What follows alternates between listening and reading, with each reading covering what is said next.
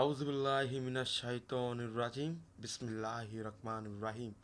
পৃথিবীতে যখন মানুষ অনেক পাপ করবে, অনেক পাপে লিপ্ত হবে, তখন আল্লাহ তাআলা রব্বিল আলামিনে আকাশ থেকে একটি পাথরের বৃষ্টি অতিতম করে দিবেন।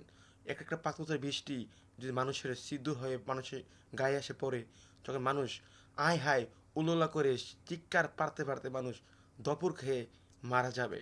এতটা গজব আসবে, আসবে, এটা সামনে কিন্তু আসবে। একটা বিশাল বড় একটা আযাব আসবে, যে মানুষের দ্বারাই পাপ পিষ্ট হয়ে একটা আল্লাহ তাআলা গজব সৃষ্টি করে দিবে।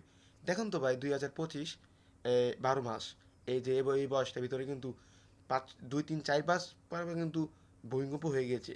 এমন ভূমিকম্প কিন্তু মানুষ কোনো সময় পায় নাই। কিন্তু আরেকটা এবার আসবে, যে 6 ডিসেম্বরে, কি হাসে আমি জানি না, কিন্তু মানুষের মুখে শুনছি।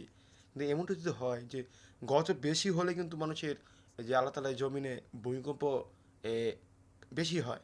মানুষ যদি বেশি পাপ লিপ্ত হয়ে থাকে, যে মানুষের গজব করে, তখন আল্লাহ তাআলা ভূমিকম্প দিয়ে পুরো জমিকে পুরো কাঁপে এলায়।